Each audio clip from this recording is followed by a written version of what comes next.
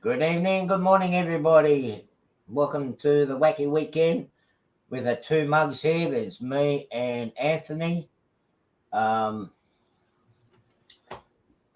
everybody's doing well. I'm going to say a quick hello to everybody that's in here. Greg, how are you, buddy? John, how do you pronounce that? Kufal, isn't it? In silent, isn't it? I just want to know if the K is silent or not. It's Neffley or Kneffley. Yeah. But hi to you anyway, John. You know we're talking about you. In German, it'd be Knuffel. Yeah.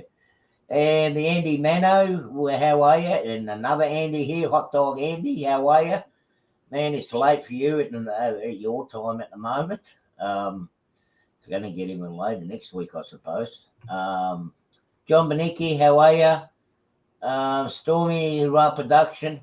Oh boy, I messed up with you guys. Sorry. Got your stickers set out this week, and I forgot there's 3 years, not 2 years. So I'll have to send an extra one out. Oh, fight amongst yourselves. G'day, Train Man. How are you? And all the ones that are lurking in the background, how are we? I'm going to try to go for roughly about an hour. I've got a fair few things I've got to get done today. I'm back in the train room. I'm not going to run trains at the moment. I don't know what it is with this computer, but I can't run the train automation and the I can't run the train automation from the computer while I'm streaming because the what do you call it? As we saw last time, the power drain. Yeah, the computer just too much for the computer. The CPU can't handle it all. Yeah. Yeah. So, Jean Ricard, how are you? Good evening and good morning to you. Wow, Jean Ricard, you're up, or are you just getting home from work? Andy Dobson, how are you? KNS Sladen, how are you? Yeah, it is early in the morning for him. What's that about my rabbit? I think it's 1 a.m. over there right now, because normally it would be 2 a.m. Normally they're 6 hours ahead, but well, we haven't been. Don't rush to Christmas, Jean Ricard. Thomas, how are you? What did Stormy say about? Hello, Joyce, how are you? Good. How are you? I'm alive. Don't worry about Artie. I will share it with Steve and Jenny. Okay, Dave. All right. Who else do we have? So just a quick one with stickers. A couple of those that already sent me the stickers out to me. If you want some, email me. The information's there in my about page. Send me an email and I'll send some stickers out for you. I still got some. Papa John, how are you? Yours is already prepared. I'm just waiting for that mug to turn up, Anthony. And I'm also Ramon. How are you? You should send stickers the cheaper way. Being in Australia and how expensive it is to mail things anywhere is, I don't know if you got a circle or square sticker. Okay, I don't know. I forget which way your design goes for your sticker, but you can just email. You could just email the file to people and then tell them what size, and then they can print it on their own home printers. Yeah, but it doesn't give you that person. I know what you're getting at, but yeah, let me go and get the sticker. I'll show you what it's like.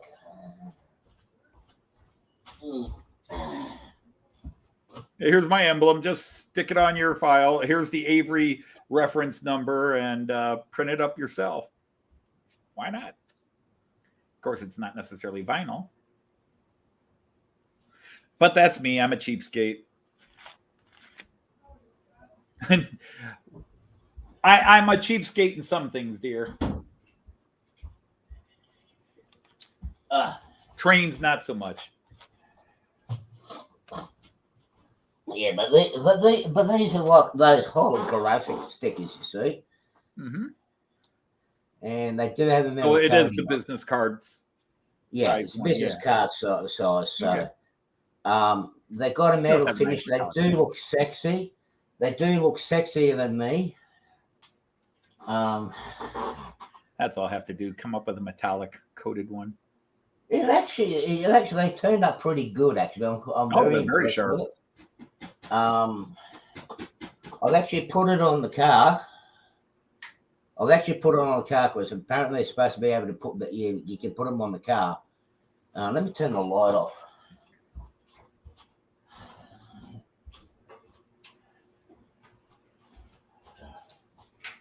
That's better. That light, I've changed the light bulb. It's really bright, but you see, it's got like a metallic finish to it, but it is. Yeah. I'll Oh, you put it can on see that. You can see that even with the lights on, that it had the metallic Yeah. finish. That's all I was saying. I've seen a few people have got the metallic finish, and maybe I should go back and see. Maybe go over to Sticker Mule or something like that and see if they can add that little metallic finish on mine.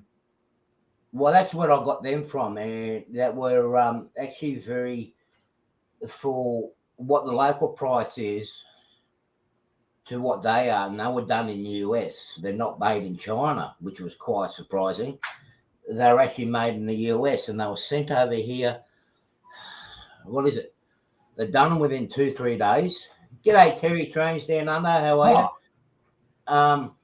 I would thought by now they had an Australia-based thing, because what they do is what Sticker Mule and some of these T-shirt businesses do is they start with one place, and they have a couple of companies that produce that. They say, here's what we've got, we've received, and different companies. But now, like what used to be Teesprings, the T-shirt store, they now have 20 or 30 sites just in the United States that makes their T-shirts for them.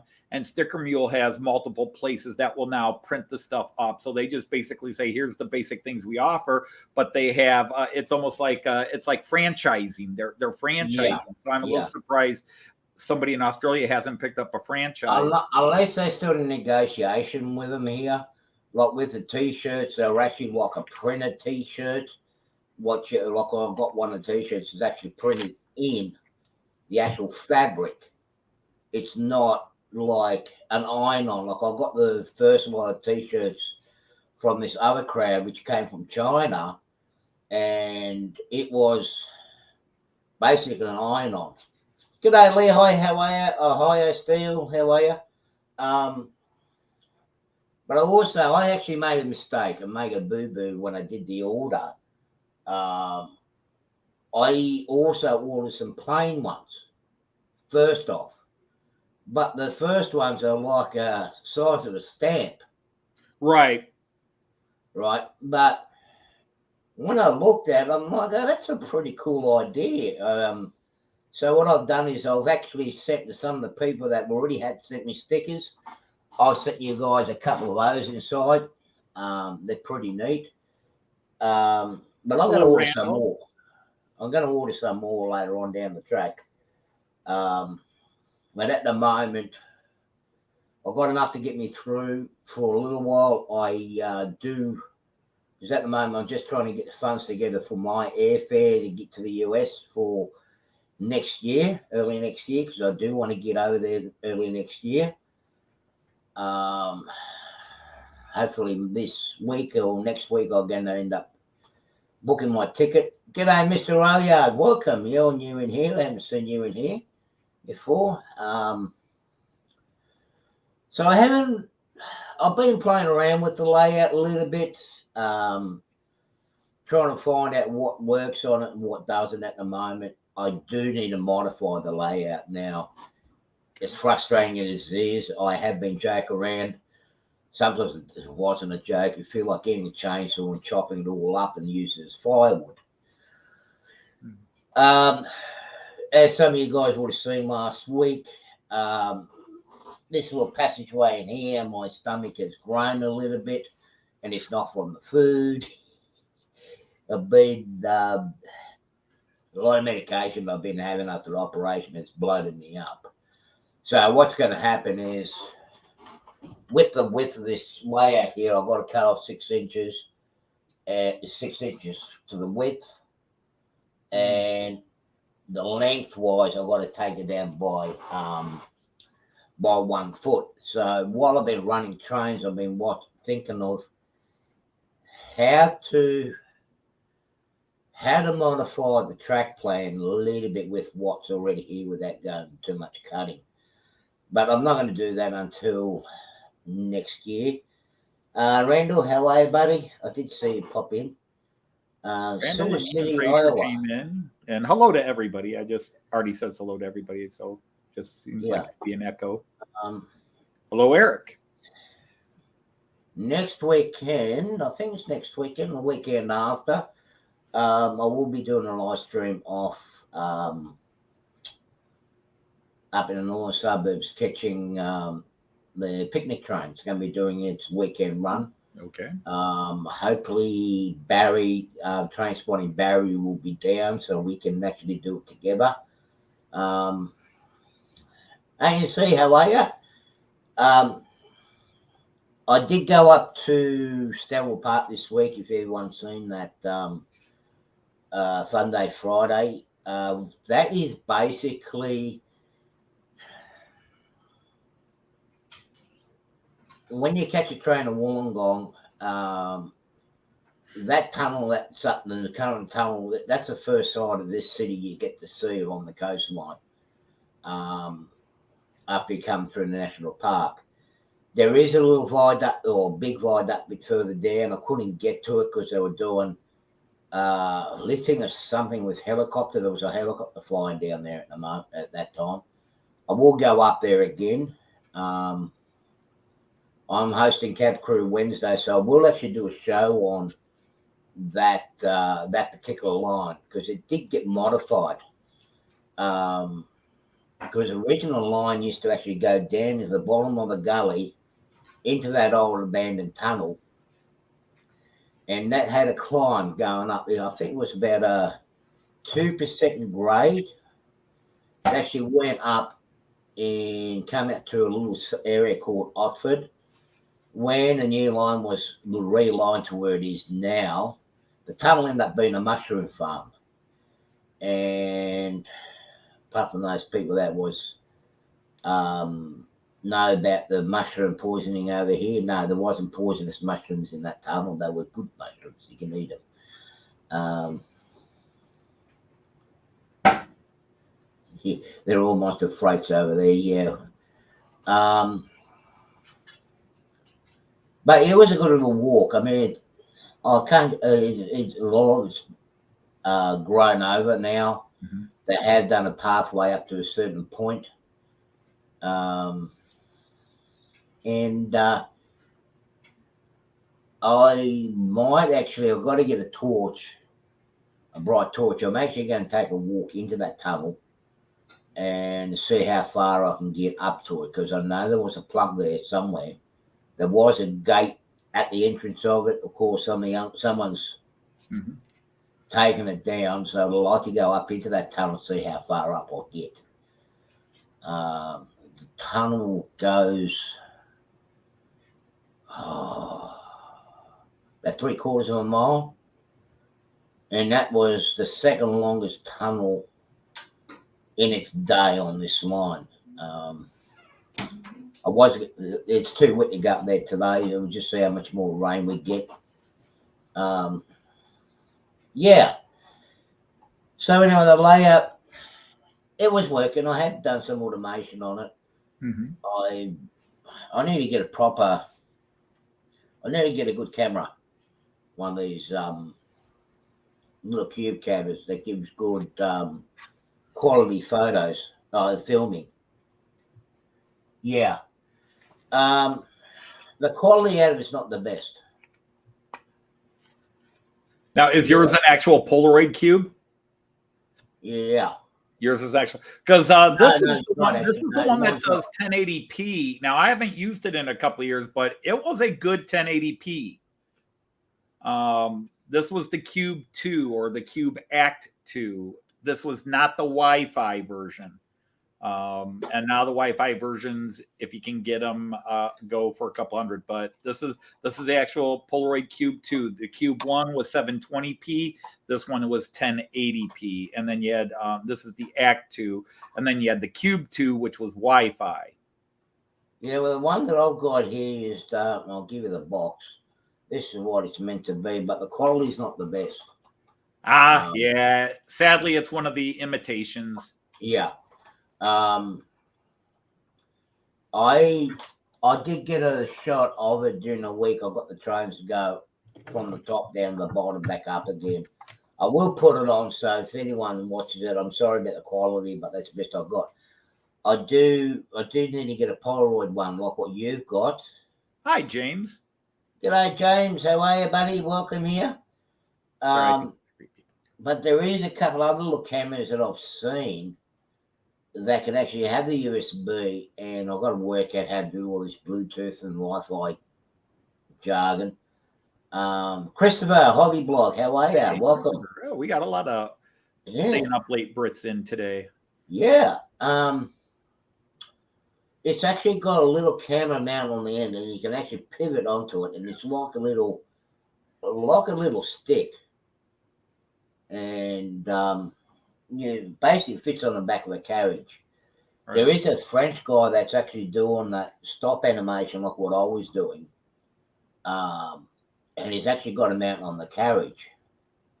And that's something I'd like to actually do. And it's quite small enough to fit in through the tunnels. Wonder if I can. It's Mr. Royard, hello. Because eventually my layout's going to have tunnels, and having those what do you call it, GoPros, it's going to get caught. So with these little ones, it's actually quite nice, small enough. It's cute. The gadget's about the size of a cube on the end of it. Okay. But it goes roughly about 3 inches long. Right. Tell me what's the spanner next to the names. Okay, Andy Dobson. And what it is, they're the moderators to the channel. And let me see if I can get it up. It gives you the power to delete improper comments and so forth. So people with Spanner have been made moderators on the channel, on the video, the live stream, I should say. And so they can delete inappropriate comments and kick people out of the room if need be, et cetera, et cetera. Yeah. And also share information. I will.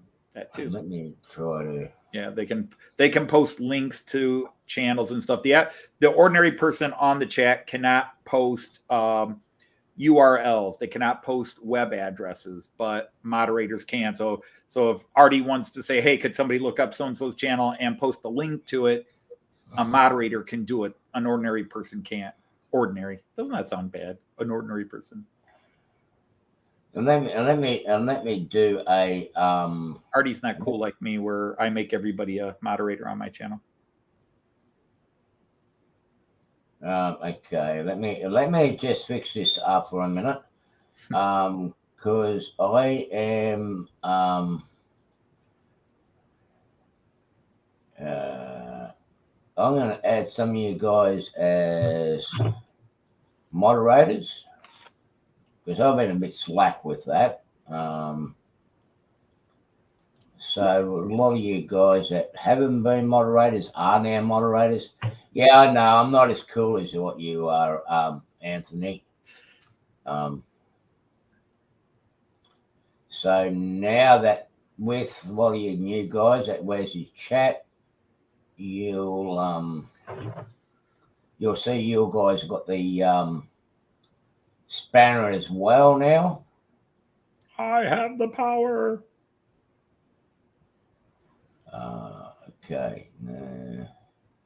It's funny. I've almost become an influencer. You are an influencer. You're a better influencer than me. A lot better influencer than me. Look, man, I try to bribe. I clearly was the first, at least, model train channel live streamer, because I started doing it on my second live stream. I just started making everybody free over 3 years ago, almost 3.5 years ago.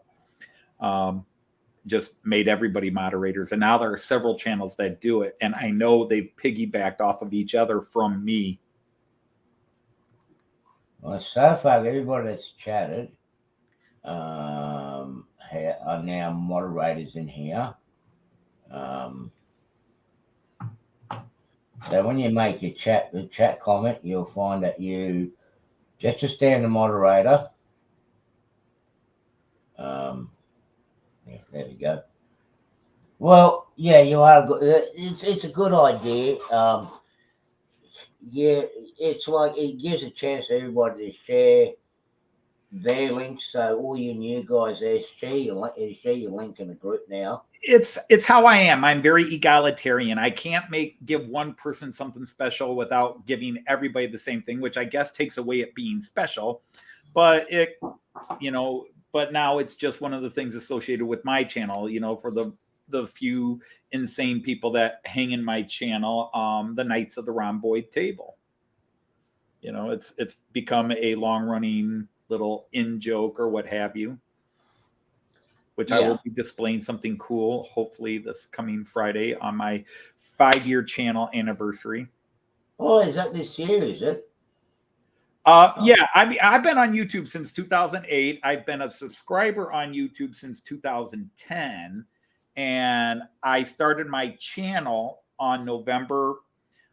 My channel officially got named Model Train Outsider on November 9th, 2018.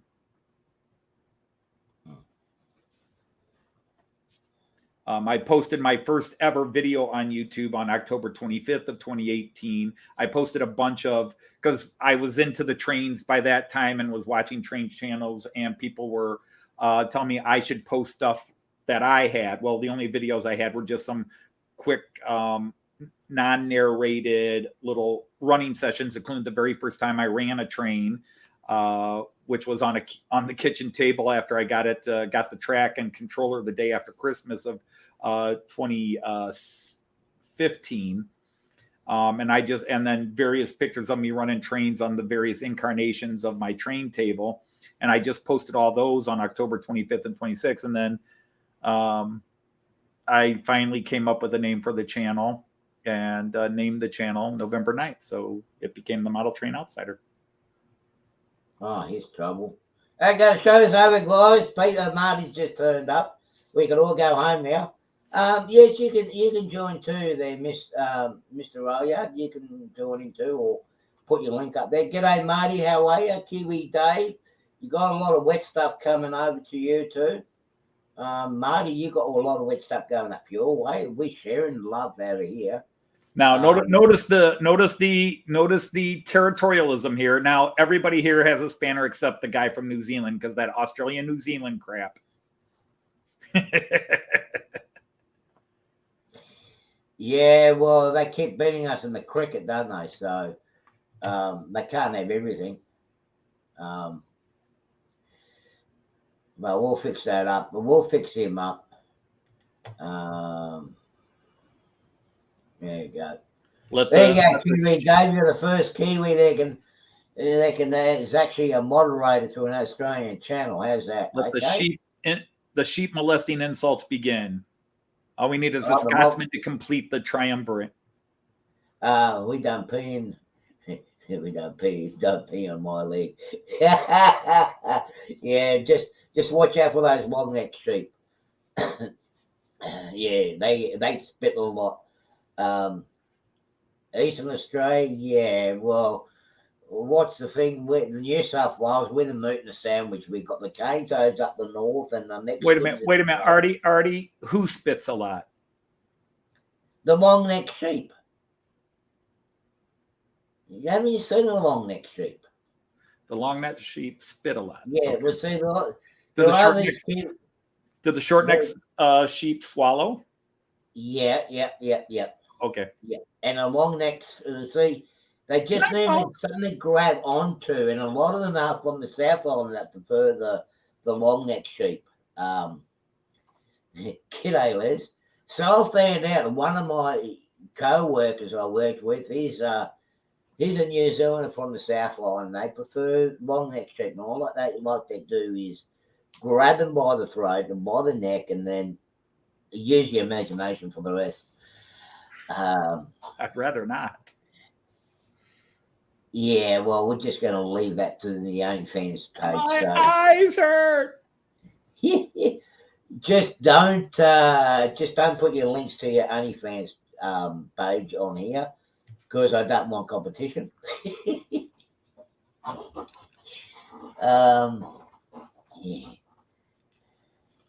Yeah, that's the one. That's the one. That's the one, Marty. Yep, that's the one. Look, it's been a friendly rivalry between Australia and New Zealand from as long as I can remember, and it is a lot of fun. But when it comes down to sticking out and helping each other out, we're there for one another, one way or another. Who's Dwight? There was much rejoicing. Hooray! Yay! Good job, Dwight. Yeah. I'm only about. Tell you what, my subs are not really going up that high. What I got to 388, and look, I even try to get new followers, and the band. So do I, Kiwi Dave. I love the band between the two of us. I mean, so it's just the same as like what the Americans got with the Canadians with the Americans. It's the same with us here. I love the South Australian Railway. So, okay, Mr. But which boys and which yard, Eric? Milkshake bringing us all the... Yeah, Eric. Yeah, well, we got the milkshakes. I don't know about what the guys. Those over there in the New Zealand, Eric, they got the woolly jumpers. Okay, I like Canadian Railroad better. I don't know, Mr. Railyard.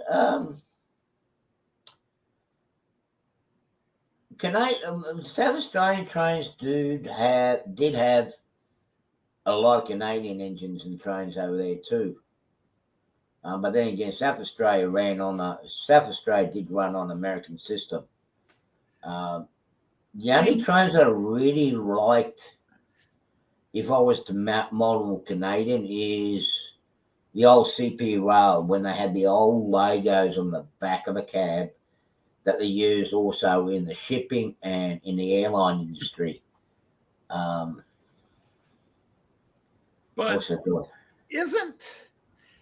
what percentage, let's just throw this out here as a conversational piece, since a couple of people have now mentioned it on the chat, is what percentage of model railway making, regardless of scale, is, how can we say it, nationalistic? In other words, most Americans do American railroading. Yeah.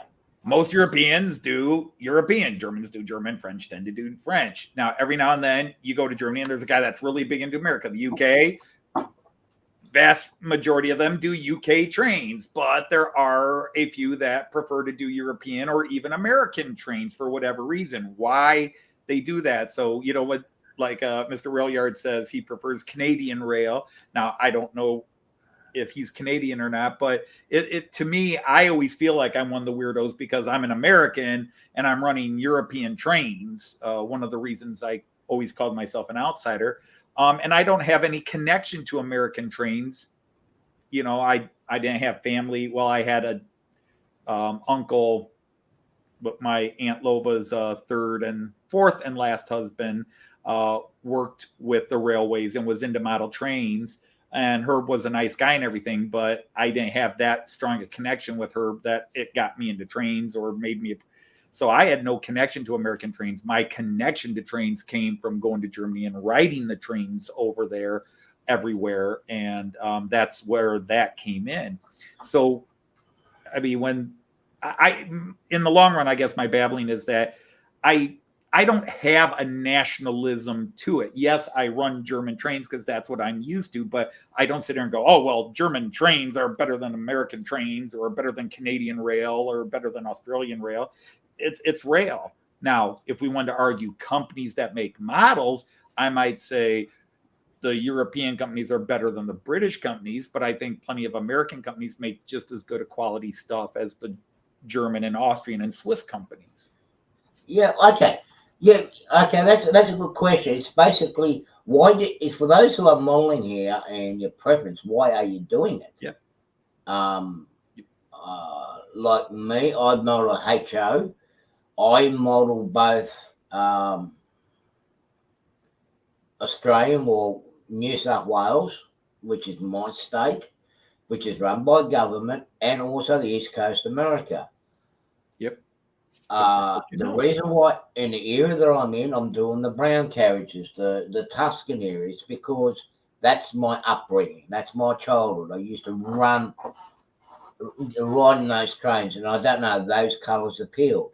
Now, with the US, I've got American trains too. I like the southeastern corner. So the railroads, I like to go through the history part of it. I'll go from Chesney system, the seaboard, basically what's made up the CSX. I don't have any Norfolk Southern, unfortunately. But it's what I see. It's what I've been around. Why can't we get an Australian locomotive here? Well, it's because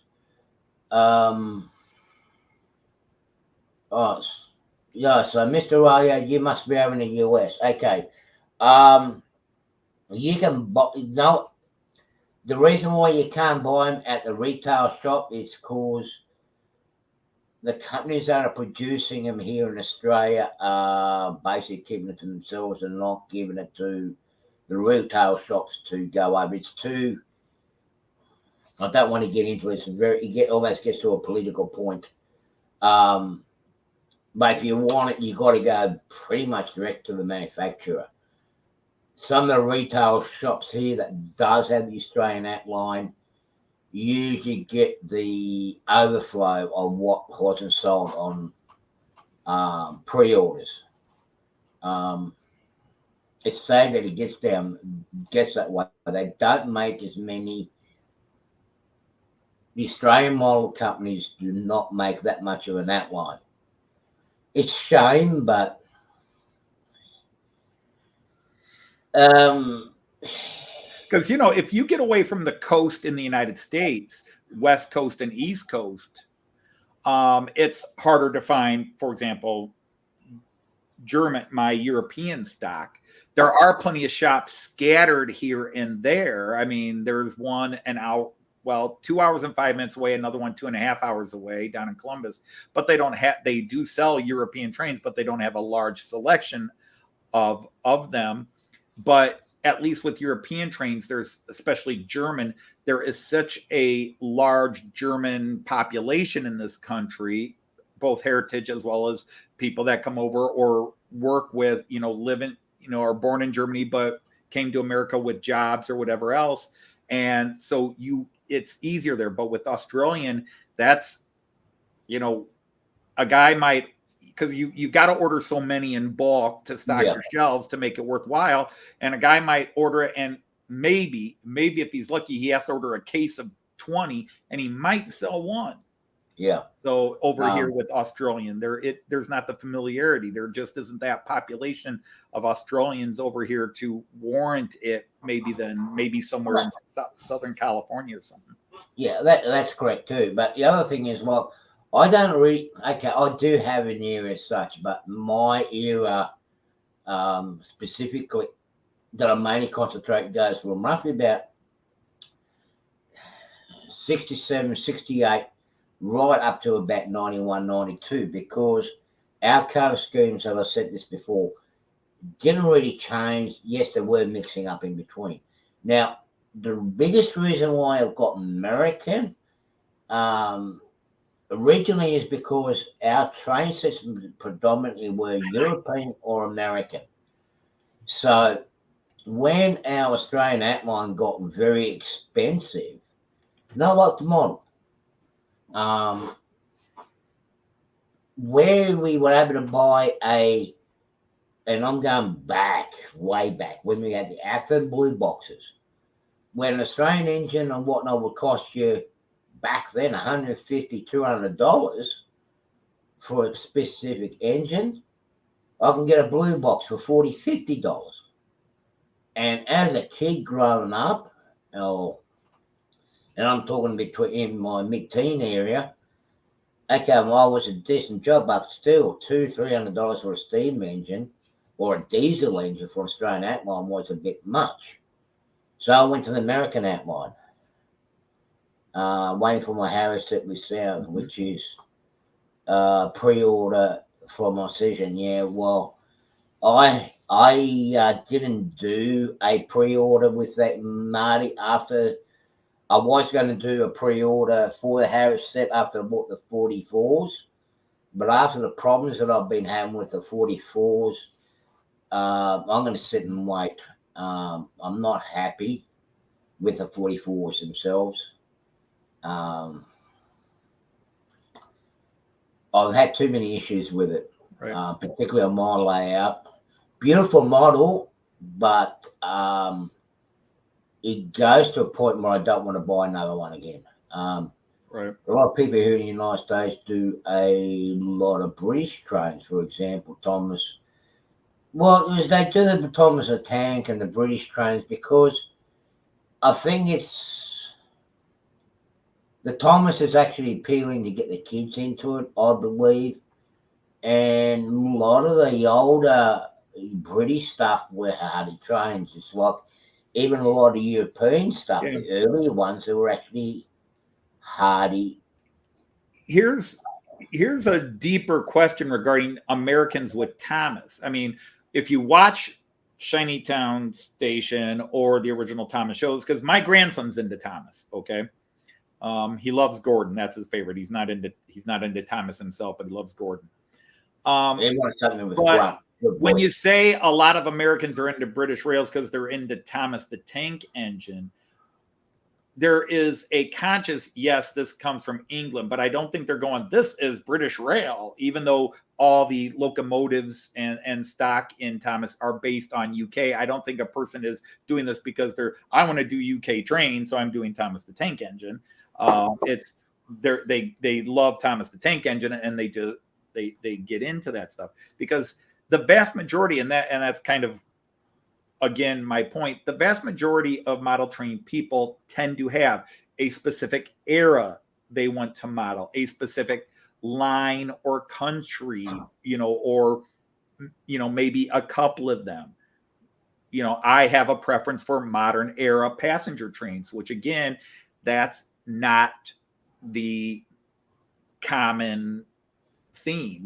Most, especially with Americans, most Americans want to run freight, and they might have a couple of passenger because they want to recreate freight lines or train lines, and so they'll have a couple of passenger. But to me, everything I've seen in the years I've been in the hobby is Americans are much more freight oriented. Europeans and UK are much more sort of a 50-50 split or a full mix. They do passenger and freight. But of course, you're going to do what you're familiar with in most cases. And there's, and sometimes if you get into trains, it's because it's just one more extension. You're into trains, but you're also into this thing from a certain culture. So, hey, I'm going to combine them. I'm into manga, anime, and all sorts of other Japanese stuff. And I took Japanese in school, and I'm also getting into trains. And then there's this Japanese company, Kato, that makes everything. Wow. And you say, okay, I'm going to do all things Japanese, but you might also be doing something else as well. And again, there's no judgment here. It's not. No. There's something we all want what we like, and I don't even care if you end up doing what I do. Is like throwing American stuff with. Because I've learned so much about the UK train system by having all these UK train people I communicate with, and so now I actually have 1, 2, 3, 4 UK trains. They run on my floor because they can't run on my main layout, because my main layout is Central Europe, and the UK trains because of Brexit. They can't run on these rails, and you know, it's an ugly situation. But you know, Marty, when I look at my Precision Model 44 compared to my Trainorama 44, which was the earlier one. Okay, the Trainorama one, they did have issues with the gears cracking or splitting, sorry. On my layout, I do not have issues apart from the incline being a bit steep. Like 7%. what the hell? Yeah, why not? Downhill's the fun part. Oh, yeah. Well, I got one spot here, and I call it when it gets to a certain point to try and slide. So when we do the naming the section, the block on my program, I just said I'm just going to call it the slide because it gets down to a certain point and it just slides. But anyway, going back to the engine, the Precision made the same type of engine locomotive. The Trainorama one goes perfectly around the layout, had no issues. That went around fine, and I thought I'd get the expensive one that cost me nearly $400 and brought it down, put it on the layout, and it kept on derailing on 1, 2, 3, 5 spots. Then I found out it was actually the train itself. But I mean, okay, there are times I like to do a little bit of prototypical running, you know, to make it look right. But let me see if I can get the camera onto what I've done. I mean, again, no judgment on what anybody does here, who does on their layouts, okay? That's right. Particularly Americans, do not be judgmental that it's not right. It's not prototypical, okay? Hey, I don't know what's right. But I've got to a point where I sort of like run out of engines. I've got to do some servicing. That's the one. That's the camera. 70s and 80s.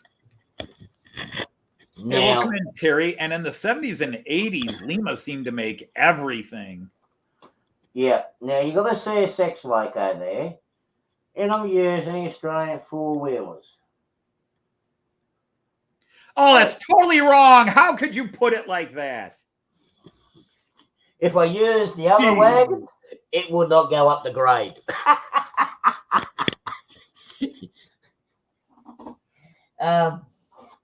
Artie, you just want to create that old childhood book, The Little Train That Could. Did you guys have that one in Australia too? Yeah, the little train going up the I think I can. Yep, that's the little engine that could. I think now if you while I've got the camera up. I've got a couple of locos on my little what's supposed to be a 2% grade, but I think it's a higher grade than that, even though it's Woodland Scenic's 2% grade.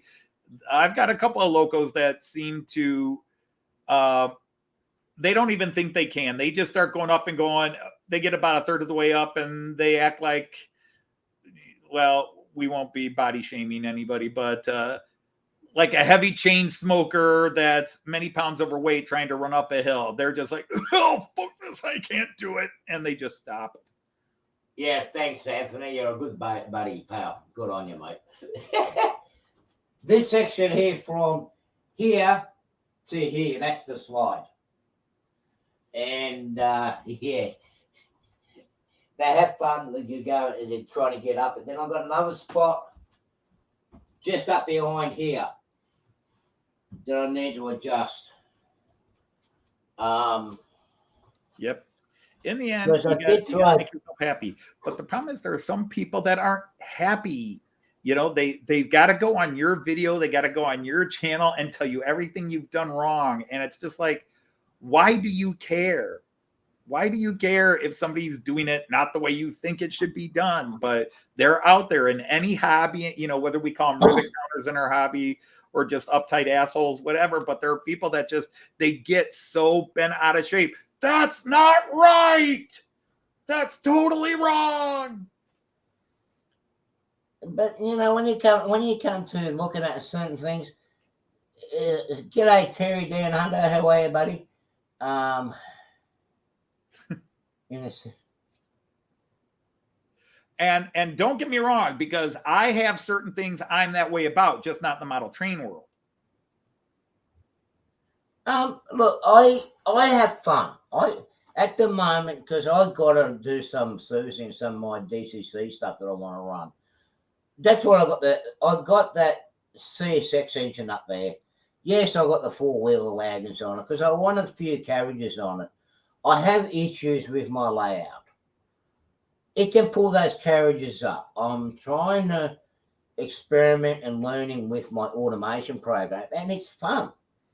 Mm-hmm. Is it prototypical? No. Do I care? No, I don't. I'm having fun with it. That's the whole idea of this hobby for me. Is I have a lot of fun too. I also run trains. Yeah. Oh, you mean fun running train? I'm sorry, I was thinking something else, but that's a both. Both. I'll do both. Oh, the two combined, having fun with trains. Yeah, I do that too. Yeah. Okay. You having fun with the trains? You're not having fun with the trains? I'm having fun with the trains. Hey, you're the one who requested the actual homemade O-scale version of the Black Mamba.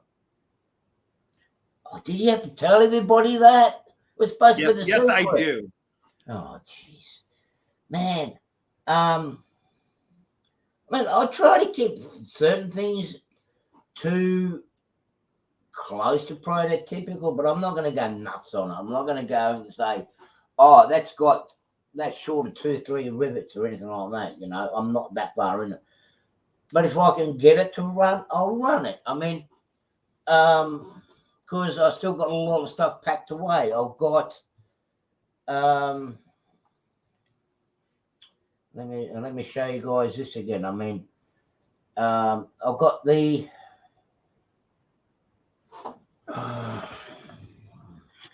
That is a cool view, by the way.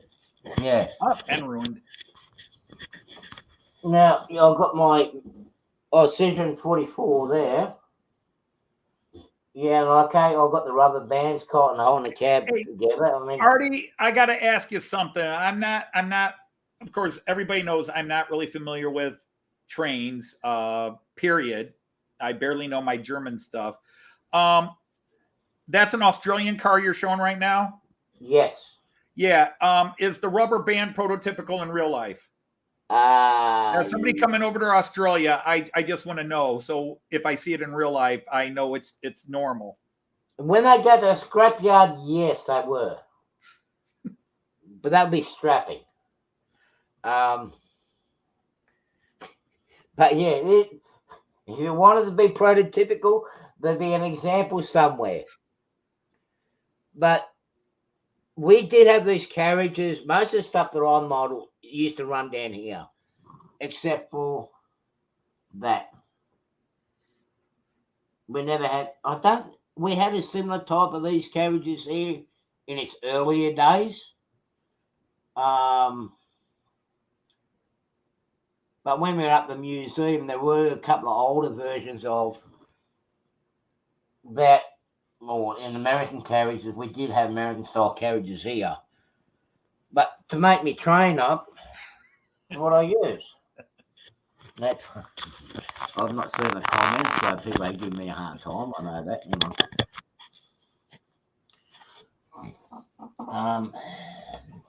But yeah, I'll just run what I want.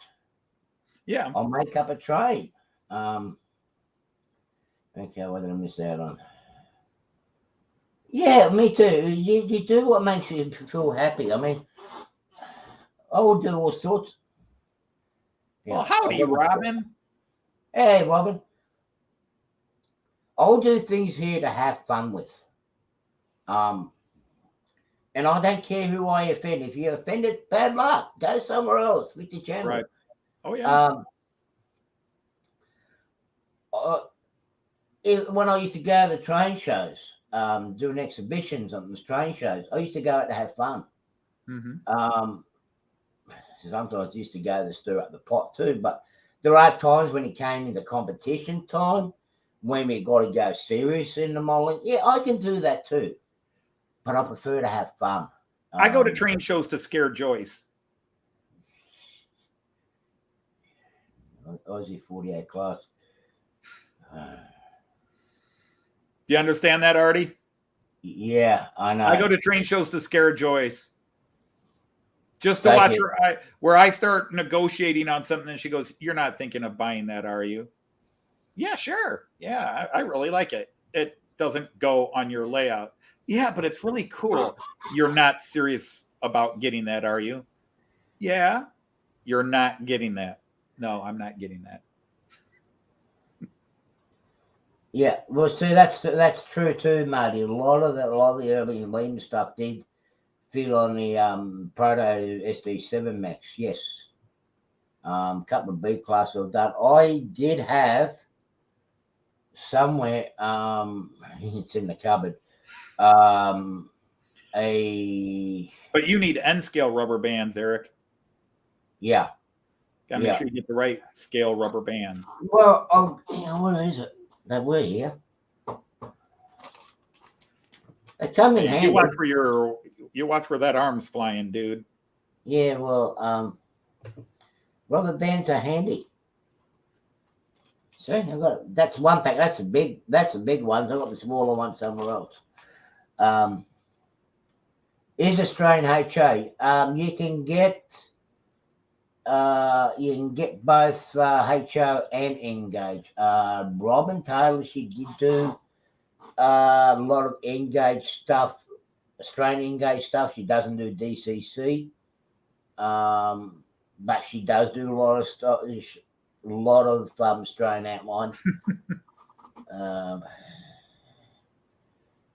Media platform. If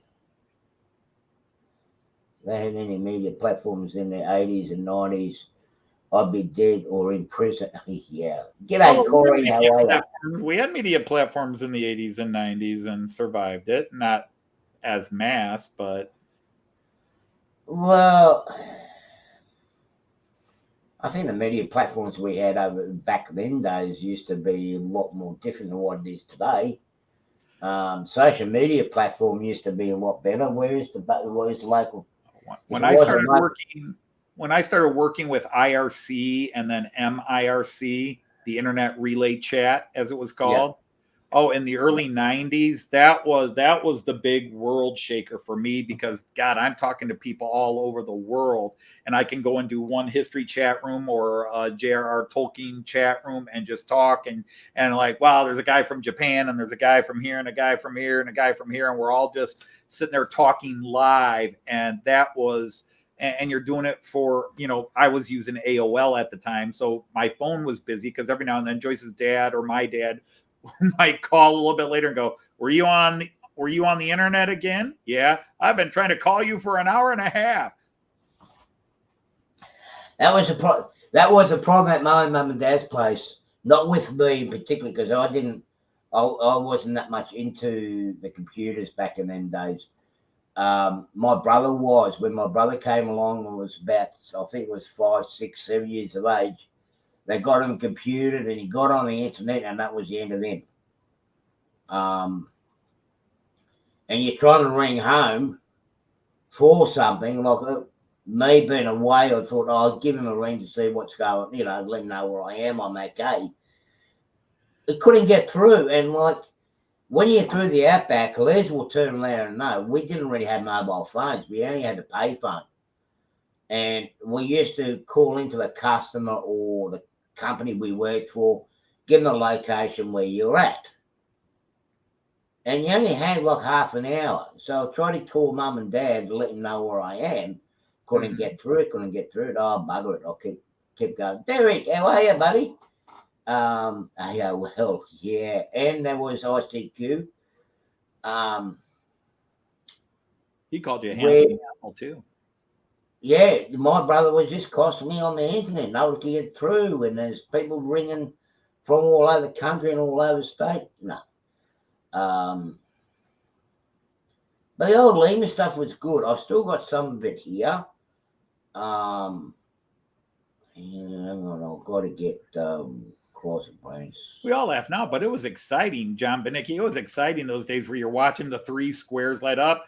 You're connected. Yeah. All right. Time to hit the chats. Yeah. I was going to train shows or not train shows. I was going to toy shows. I collected toys as a hobby for years and years and years. And in the 80s and 90s, I was going. And yeah, you got to meet people. And if we had 3 toy shows a year here in Toledo, so yeah, you got to know the dealers. I didn't ever work at it. I just went. But I took a bag of stuff and came home with 2 bags. And yeah.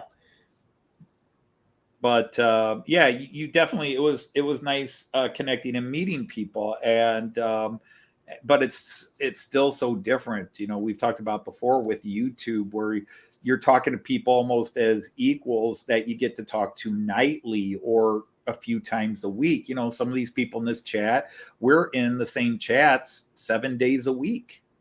Yeah. And hey, Eric, good night. Eric. But it's great. I mean, you know, Joyce and I would have never thought to go into Australia, but we've been talking to you for years now. And you finally we talked about going somewhere different and you said Australia and we foolishly said, sure, why not? And now that it's coming, we're like, okay, how are we going to pay for all this? And now we got to book it. And the most important thing is I got to brace myself for a really long flight since I love flying. Not. Well, all you got to do is get your all you need is get your ticket to get here. Then you're right. Yeah, I do also want to get back. That whole bumpy flying tin can in the air thing is what gets me. What, did you say you wanted to go back? Yeah, sorry. I've got a grandson here. He ranks over you. Well, we'll bring him over. Can't afford we'll have a ball with him over here too. And right now, the thought of my grandson Kyan on a 12-hour, 14-hour plane ride, no. Oh, we'll just send him up to the cockpit, you know, or we can put him at the back of the plane or under the plane with the hostesses. He'd have a ball. He's about to turn 3, but he's just now hitting the terrible 2s. Ooh, yeah, sitting down with the hostess. He was so nice. He was so nice, but in the last couple of months, and he's still a beautiful and nice kid, but he's now starting to demonstrate his much wider range of emotions, especially very quickly. Kyan, put that away. No, Kyan, I said, put that away. No. I was like, whoa, where'd that come from, kid? You don't remember when you used to be too, do you, Anthony? They do say the grandkids take after you. No. Like I said, it's just weird. You know, that we always call them the terrible 2s, as they start to develop their sense of identity, that they are a separate entity and want to that first sense of I can walk. You don't have to carry me, you know, unless I want you to carry me. I can feed myself. You don't have to feed me. You know, they start recognizing that they are an individual human and they do want to take care of themselves. And so, but it becomes they can be belligerent, they can be emotional, whatever. But he was very calm and pure through this. It's only in the last few weeks that all of a sudden he's like, wait, I'm about to turn 3 and I never did those terrible 2s. So he's trying to fit a whole year of terrible 2s into the last couple of months here. Now, just a question. You have got European blood, is that correct? Well, of course. Hide your hammers. Trust me, hide your hammers. Oh, yeah. Because I remember one of the things I did with it was actually our landlord that became a good friend. But the worst thing I ever done when I was 2, because I couldn't get my way with the landlord, I got his hammer, and I'm talking about the plumber hammer, and I hit him with the hammer.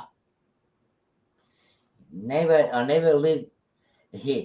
I kept getting reminded all to the day he died. Yeah, I remember him. Yeah, it was a good 2-year-old. Used to clobber me with a hammer or a piece of wood.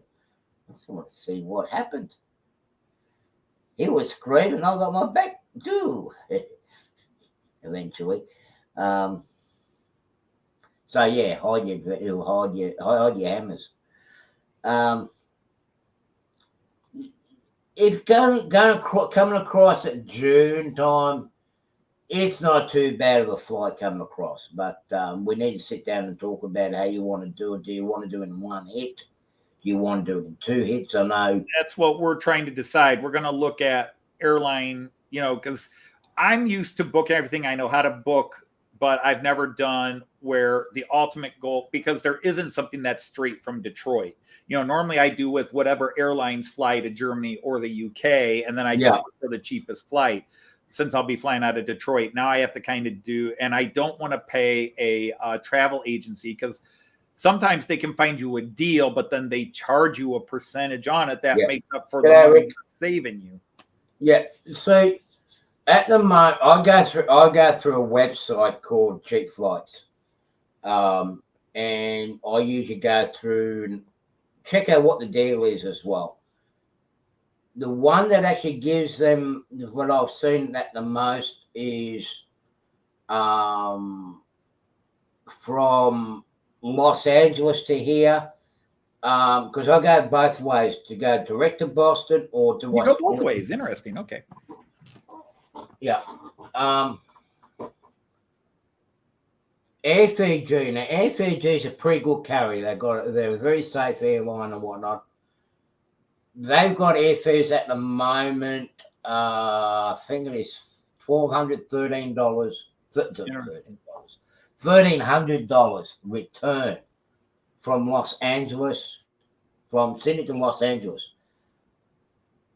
But there's a stop in Fiji with that. Because Joyce kind of likes the sound of that, because we were thinking either go to New Zealand and spend a few days in New Zealand and then over to Australia and then just come straight back. Yeah. But see, the problem is every flight we add is another big expense unless we can get some kind of a package deal that gets us all the way through. Yeah. Because you got to remember, you're talking Los Angeles. I'm 3,000 miles away from Los Angeles. So I still got to get to Los Angeles. Yeah. Well, Joyce and I. So that's a flight for the two of us to LA. And then probably just to save money, a straight flight to Australia. And then a straight flight back. And then back to Toledo. The other carrier that normally puts on cheap flights from the East Coast or from the West Coast is United and Delta. And they are at war with each other, particularly now with what's happened with Qantas down in here. Delta is the one we would use because I'm a member of the Delta Sky Miles, and they're one of the, I'm not in their highest group. That's for people who fly. But I'm in the Delta Sky Miles. Have you got many points there with them? Yeah. Have you got many points with them? No. Because for years we always went with the cheapest flight. So we do Lufthansa 1 year, or we do Air Canada 1 year. But lately Delta has been consistently. So we finally, after like 2 years, Joyce said we really should join. So we did. So our last 3 trips have been, well, I shouldn't say that because we did Air Canada to the we did Air Canada to Germany in 2019 and then to the UK. But we did Delta with Sky Miles in 2017 and again in 2022. So we're just sticking with the Sky Miles. And we're going to try to fly with Delta if we can. Okay. Have you checked out New Zealand? I fly from Chicago to Auckland and on to Sydney. That's another option too. We just have to get to Chicago. Yeah. And Chicago's not far. You see, we can take an Amtrak and spend the night in Chicago. Yeah. When I was because they're using the Dreamline, I can go direct now from Chicago to Auckland. So one of the trips that I had to go over there, was that for Chris's funeral or Brenda's? I can't remember what it was. Okay. No, it was Chris's. And this is before the pandemic. I went from Sydney to LA. I went with the Air Fiji, and I don't mind flying. I love flying. I mean, I have got a pilot's license, so that's not too bad. I landed So we landed just to swap planes, but that cost me $900 return from LA. Now I had Delta points as well because I fly quite often with Delta. From LA to Spartanburg and back to LA, it cost me $100. But I've got to start using some of those trips. I'm flying to Boston in January and then to Springfield. I've got a ticket Qantas Direct, including $2,400 Australian dollars. I'm actually looking at Philippine Airlines for that 190, or I'm actually looking at FEG and just doing the same thing again because I've got points with Delta and I've got points with United. And if I can get to LA, then it's not going to cost me too much. Well, you could do that. Yeah, that might be an idea, Derek. Yeah, but he needs a big suitcase. He's just got to take me to Boston. I'll be right. At the moment, that's why I'm looking at going from here to LA, and then from LA, I'll get over to Boston that way.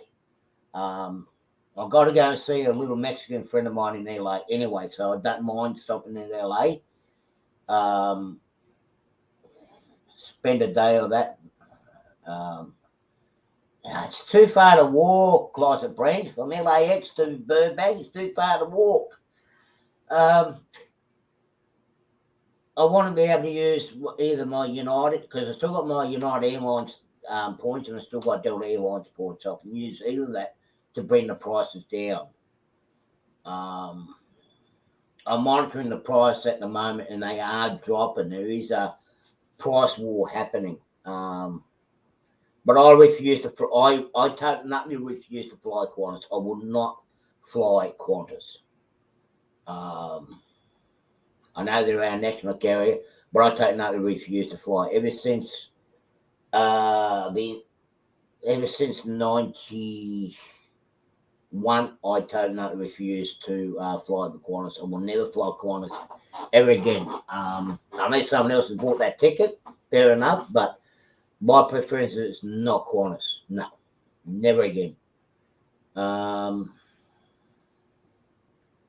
Burbank is better automatically because it's smoother. Burbank International Airport. Yeah. Oh, you got to be of an age to understand that. Yeah. Yeah. Okay. Yeah. But now on Burbank, that's in the neck of the woods. Where is he? Where's our buddy here? Burbank, that's in the neck of the woods of That's Hollywood. Darrell. Yeah. It's Hollywood. It used to be. Burbank has gone through a lot of things, but it's part of LA and Hollywood. And there was a time when Burbank was where all the Richie Rich lived, but it was also at one time sort of just that bizarre, empty, that old derelict part of town too. And, a lot of the old TV and radio stations of LA were established in Burbank. I actually enjoyed it. I went down to Van Nuys down the road from there and just talking about flying, and there was myself and a friend of mine. We decided we were going to go for a ride in one of the old Spitfires and the Mustangs down there and go off the coast and doing simulated dogfights where you do lip to lips, the barrel rolls and all that, chasing each other in there. Something that I know you weren't able to handle, but yeah, we loved it. We loved it. Oh no. But yeah, we can actually talk to it. I mean,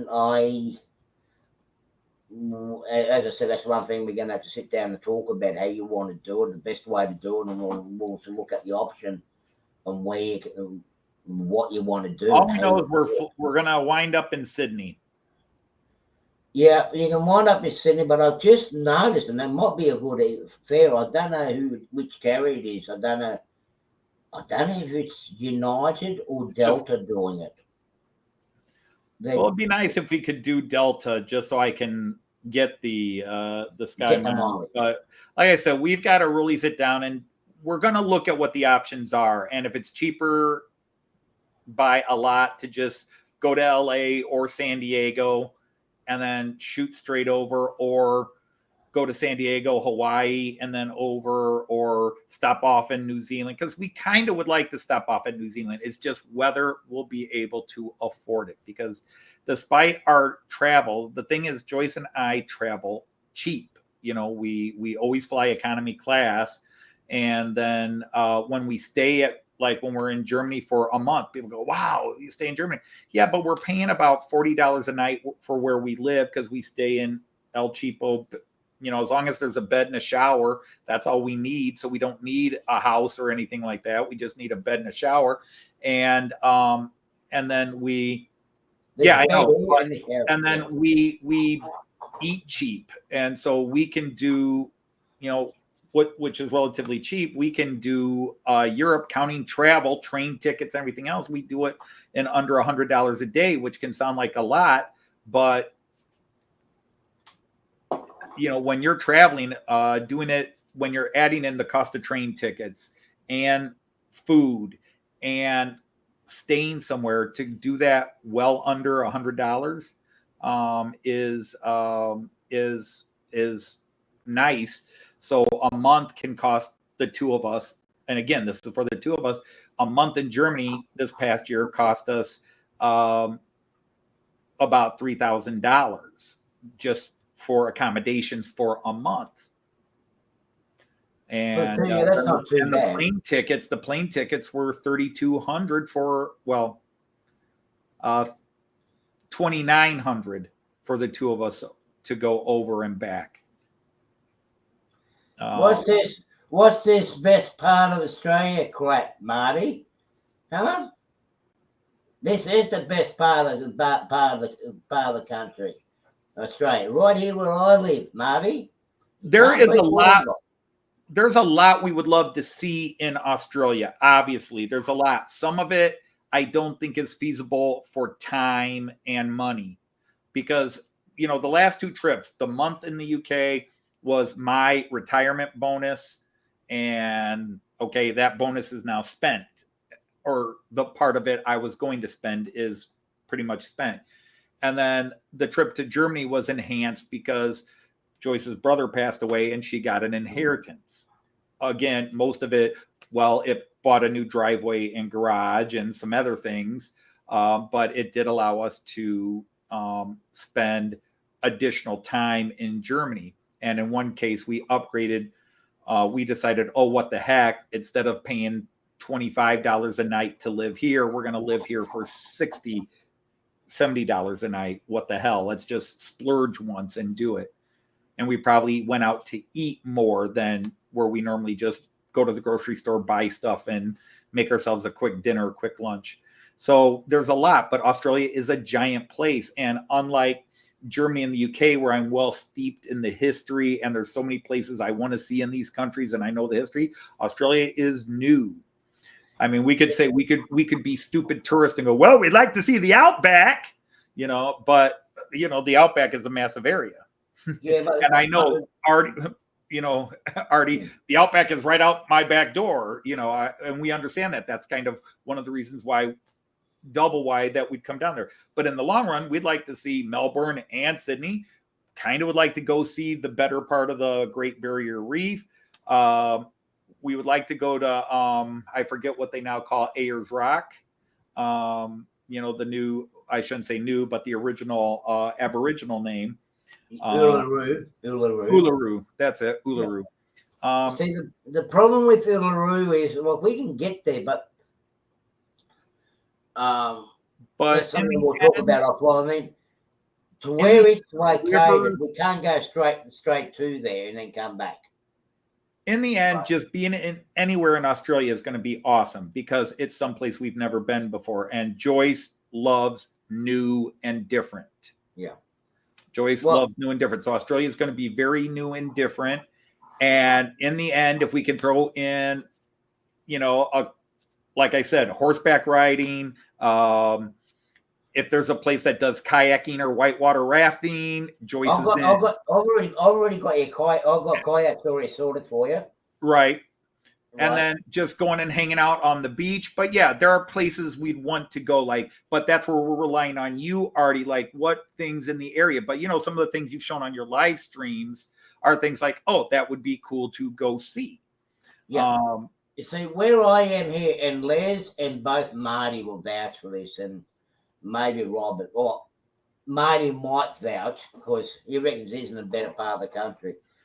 But where I'm at, and this is for other people like the became really friends and whatnot, want to come to stay here. Right. I don't live in Sydney. I live south of Sydney. Right. And a lot of people, and I'm not being biased here, a lot of people have said Wollongong is a magical place for more reasons than one. We got nearly everything you want here.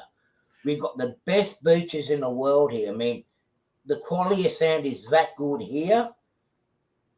You won't have to go to Hawaii because Hawaii's got the sound from here. Yeah.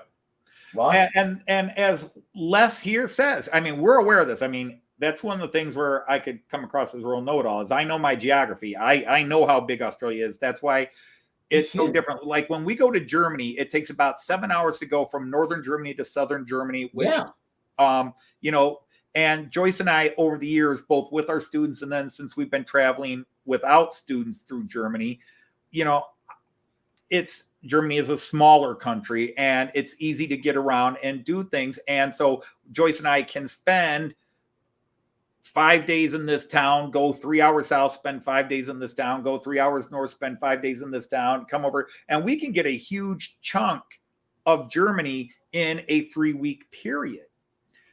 Australia, 3 weeks, you're just scratching the surface because it would be like saying, hey, I'm going to America. Where you're going? I don't know, just 3 weeks. And if you just stayed in New York, there might be plenty of shit to do in New York, but you have not seen America if you've gone to New York. You've seen New York. Exactly. But Cleveland is different than New York. West Virginia is different than Michigan, and they're both amazingly beautiful places. And I won't get into competitions of what place is more beautiful. Northern Michigan is beautiful. West Virginia is beautiful. Pennsylvania is beautiful. Nevada is beautiful outside of the tourist trap of Las Vegas. So Australia. One thing I noticed about America and Australia, as in particular, the scenery is constantly changing. I've driven now all the way from Miami. Like I already explored the East Coast from Miami all the way up to Boston. Yeah. And some places are just a quick drive through. So I've been through there. But scenery constantly changing. Same here. Scenery constantly changes between here up to the north or from here to the west. The US is completely the same. Only problem is between Australia and America, we're on our own. We don't have to share our borders with anybody. Right. Who in the US, you got Canada and Mexico. But where I am here, I'm an hour and a half from Sydney. I am 2 hours, 3 hours drive from Canberra, which is our national capital. Right. I've got a subtropical, a rainforest down the road here, which is 30 minutes drive. I've got the beach 5 minutes drive or 20-minute bike ride. Mountains everywhere. Horse riding as much as you want. I found 2 good spots, by the way, talking about that. You want to go mountain climbing, bushwalking. We've got the Three Sisters, which is the Blue Mountains, which is our version of the Blue Ridge Mountains. Right. So Joyce and I figure, you know, we would never say we've seen Australia, but we would at least will be saying we've been to Australia and seen this, because a trip down to Canberra would be very cool. But, you know, I wouldn't mind going up to Perth or Darwin, or, you know, and that's way far away. Okay. That's way far away. You know, going way if you want to do it express from here to Perth, we can do it in 48 hours. Right. But I don't want to spend that long on a trip that's going to be abbreviated to say, okay, we're going to spend 48 hours on a train. In that case, Oh, no, I'm talking about an car. You El won't do it in the Cheapo plane train. ride. If we really wanted to do that, we'd do an El Cheapo plane flight, and say, okay, 3 hours, 4 hours, and just, but again, it's just things, it's like when we talk about we went to the UK or we go to Germany, people say, oh, have you ever been here? And it's like, no. How could you go to Germany and not go there? Because we've been here. Like I've been to Germany 20 times and I've never been to Heidelberg. And yet there are people that the only time they were in Germany, they seen Heidelberg. How could you not go to Heidelberg? It hasn't hit my itinerary yet. There are other places I want to see. We got the iconic Opera House and the Sydney Harbour Bridge. Right. And that'd be again like people saying, oh, I've been to New York. Okay, you can be a must-see thing to do. It's like when you go to the UK, you've got the Big Ben and the London Bridge and whatnot, But there's all those hidden little parts that a lot of people don't get shown. And right, like I'm the type of person that, like, if you're my guest, I take you to all these hidden gems. Yeah. And that's what we're relying on. Take you outside the tourist traps. I'll take you over to your girlfriend's place, Nicole Kidman. I know where she lives. Do you want her city home or do you want a country address? See, that's where I could say you really don't know me if you think Nicole Kidman would be my girlfriend. Because there are at least two things specifically that would be a complete turnoff for me with Nicole Kidman.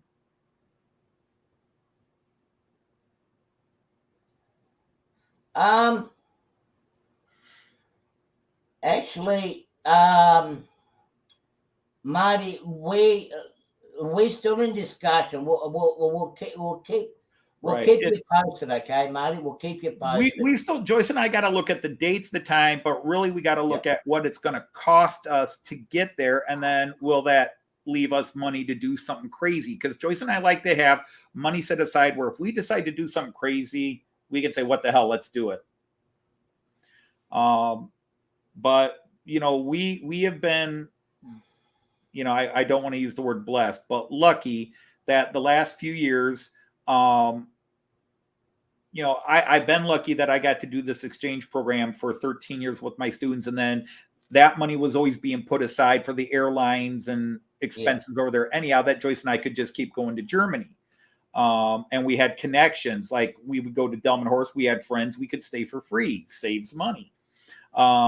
And we knew how to travel very cheaply in that system. The UK was a little harder to do it because the UK doesn't have the integrated rail system the way Germany has. You can go into one. It just like Germany has the day ticket, which is, $25 for Joyce and me, and we can go anywhere in a region, and it covers bus, subways, trams, blah, blah, blah, trains, except for the high-speed trains, anywhere in that region for $25 for the two of us. Gas would cost us $100, $150, $180 to drive it ourselves. We'll take the train. It's cheaper and it's easier, and you get to see more stuff out the window. So when we come to Australia, we're not going to have specific. We're going to win. The same here. Like I already got the Opal card, so you don't have to fork out on the money on the Opal card. Right. Okay, we'll take the car to the railway station just to get there a lot more easy and quicker, which is just on the other side of the hill. But from there to Sydney and to use a public transport system, same as lockdown in Germany, you've got the trains, you've got the ferries, you've got the buses, the trams, anything you want. And I think the fixed price for the day is $23 or $24 for the day, or $25. It's just gone up $25. For me, it's $2.50, but still. Good night, James. Good night, James. But you got that option. We can travel anywhere. We can even go from here to the Blue Mountains on that one ticket, and then come back home again. Yeah, but the thing is, Joyce and I know this is going to be, for the foreseeable future, our one and only trip to Australia. It's just not something that's going to be replayed. We've got so many more things planned in the foreseeable future as time and money and health allow us to do. And we've already got trips planned out through 2027. Well, if we're going to come to this, my option would be, if you think this is going to be a one and only trip, to be honest, but my dear friend, and this is going for a lot of other people that are here watching that thing about only do it for 4 weeks, and you got the opportunity to do it. Do it for 4 weeks. 3 minimum, but preferably 4. We are looking at 3 weeks total travel. So if that means we're going to stop off and spend 3 days in New Zealand, then by the time we get to Australia, it'll be 2 weeks. Okay. Because where's some of the things that you were talking about, what you'd like to do, we can manage to do that in 2.5 weeks. Yeah. Right. And again, we're not worried about Artie. The thing for us is we're going to be in Australia. So if we only hang out in Wollongong and see some of the cool stuff you've got in your area and make it up to Sydney, and maybe we do something crazy and go down to Canberra or something else. Yes, there are people we would like. Yeah. There are people we've met on the internet in Australia we would love to go see. I mean, technically, and I've got to find out. I have not heard from him in months. I don't know if Greg is from Melbourne is doing well. Greg Midsummer Rail. He has not been anywhere online, not on Facebook, not on YouTube in months again. And I'm worried because, of course, he had been sick and then he was healthy and was making a comeback and then all of a sudden dropped off. And I haven't gotten responses to my last couple of emails. So talk to me later or during the week. I'll get the phone number and I'll give him a ring. I don't know where his phone number is here. I might give him a ring, but because I'm worried he had a relapse. Yeah, because it wasn't good. Because that happened with the sad story was from the UK, our buddy George. I don't know how many people even remember him now. He was White Wall Wheels Hardcore MOH. But his real name was George Langstaff. And he sent me a gift that came to my house the day Joyce and I flew to Germany this past summer. And George and I talked by email at least 3 times a week. And he sent me an email the day we arrived in Germany, and he said, "Did you get my package?" And I said, "Well, my daughter said we got a package." He says, "Well, do you want me to tell you what's in it?" And I said, "No, let it be a surprise when I get back." And he said, "Okay." And that was the last communication I had with him. And then we never heard from him again the rest of our trip to Germany. And he did not come into any live streams. While we were in Germany, he didn't comment on videos like he comments. He wasn't in any of the live streams we popped in on while we were in Germany. And it took me 3 months to find out he passed away. Yeah. I finally got, I knew his address, and I finally found out it was an apartment complex, and I finally got a hold of somebody in the apartment complex, and they said, "Oh yeah, George died."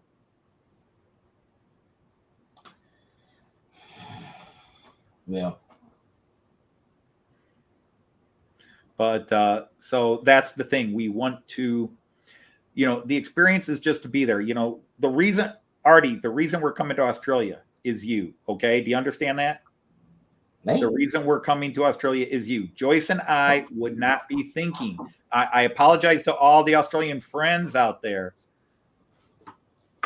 And the reason we're changing our minds now is because of you. But Joyce and I, Australia would not have been on our travel list because we're very European oriented. And we wouldn't have thought of Australia, but because we know you, we've been talking to you and Greg as well, a couple of good friends. And if Greg were okay and things were good, we might say we're going to take a flight for a couple of days up to Melbourne just to see him. Well, I got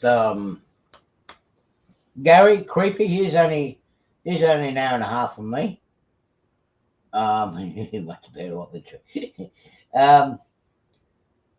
Actually, what's his name? I was just talking to him before the show. Richard Richard, if everyone is wondering where he is, he's been busy. He's saying hi. His brother's got him slaving away on the layout. Okay. But we'll have a barbecue with him over here at my place. And that would be awesome. And if anybody else in Australia actually wanted to be crazy and come and meet us while we're in that area, we would love it. But obviously that would be very difficult for those people to do. And we're not going to ask people to do that on our behalf. But if they want to, we're sure as hell going to do everything we can to meet. And if there's something where if they drive 4 hours and we drive 4 hours and we can meet centrally, then we would do that too, just to meet people, because that's what Joyce and I like to do. We like to meet people. Yeah. Well, Marty and Liz and Bob and they're way up the north end. They'll have to carpool on the way down. But so we're going to Australia because of you, because you've invited us down, so we're going there. We don't have an itinerary. We got to do this. It's just how easy. That's why we were feeling you out while we were feeling you out over the last few months. Is that what it was? Couple of mean criminals down under there, Artie.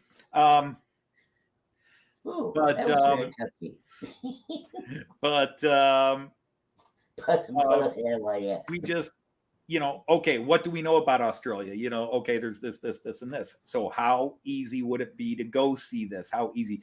But in the end, it's going to be Australia. There's going to be an ocean.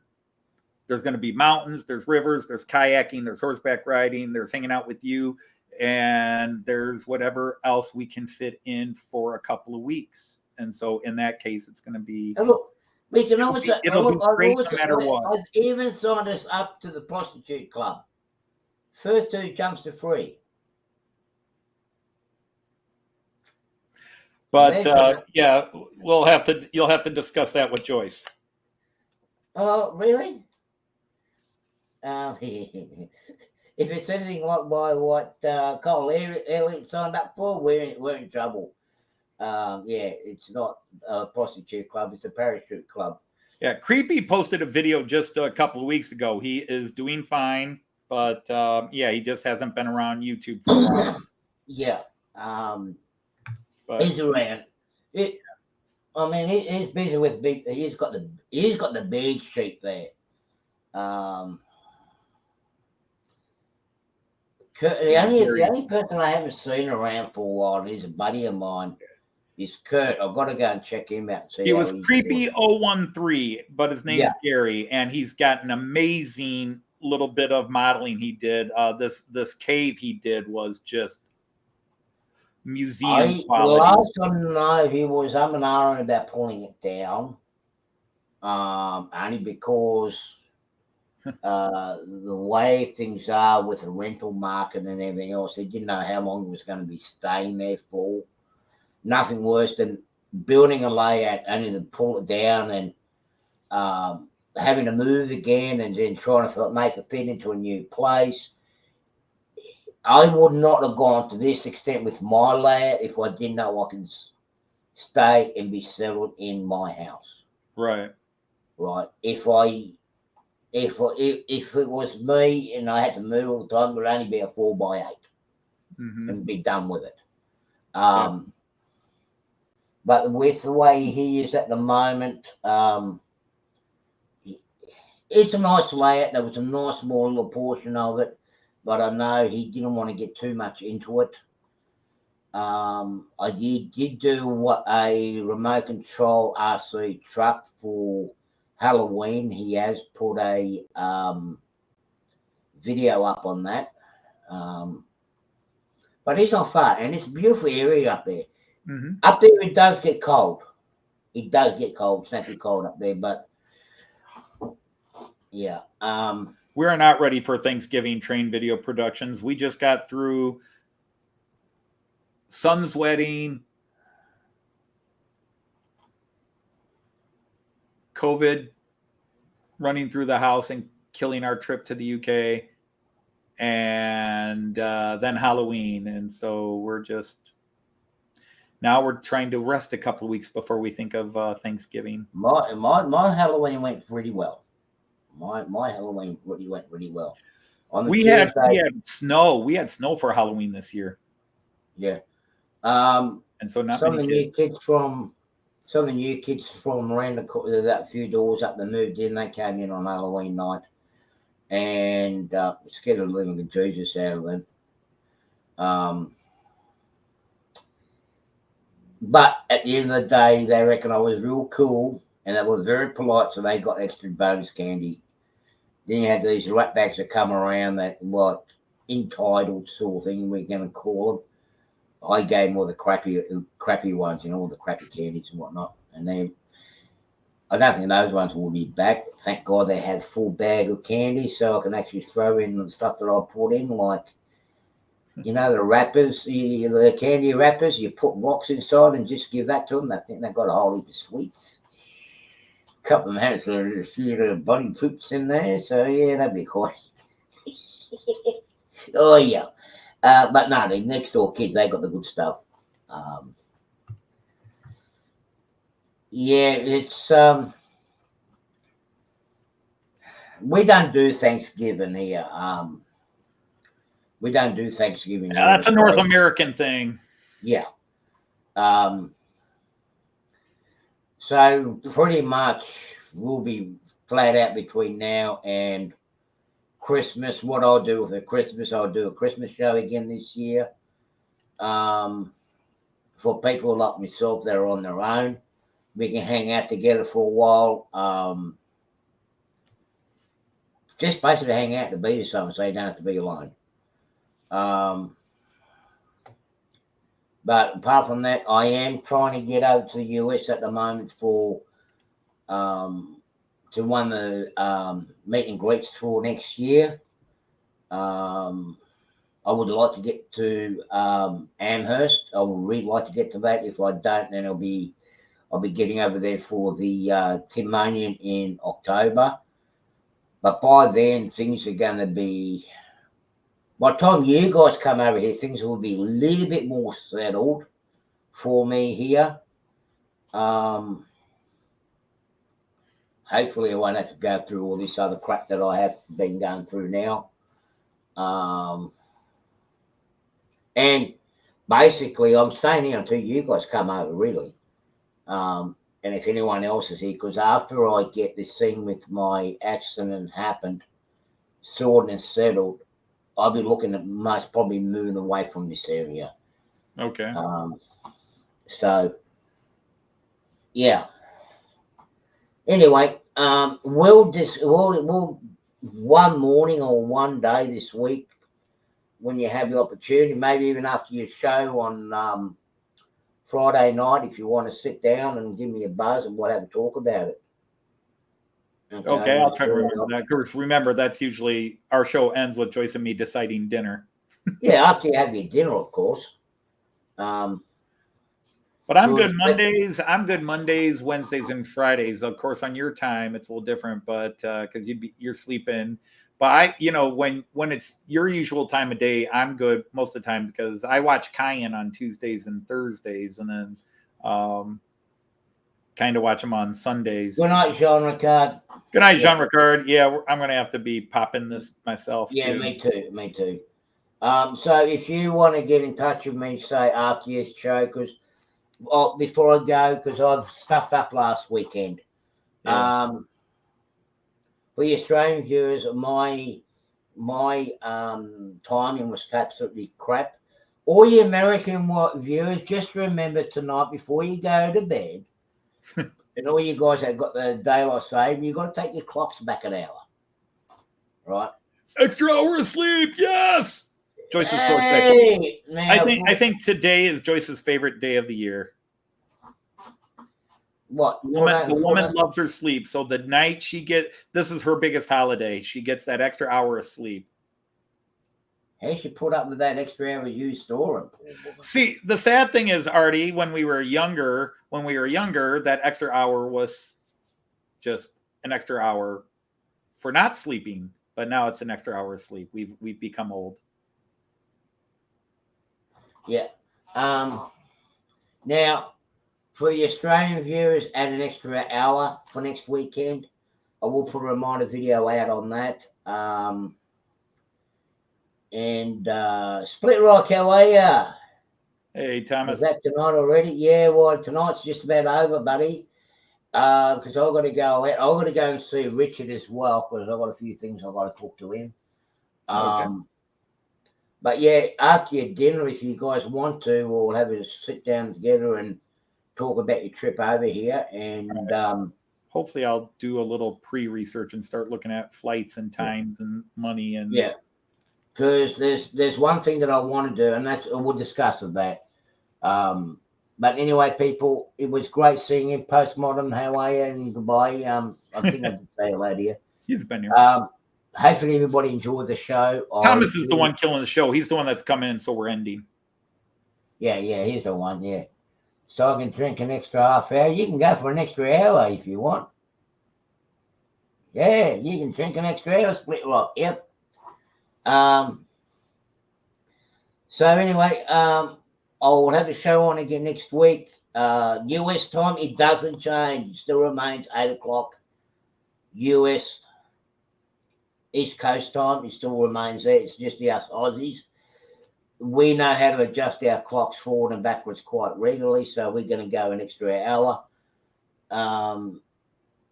Everyone have fun, stay safe, give each other support, and be kind to each other. Bye for now. Toodles. Bye-bye.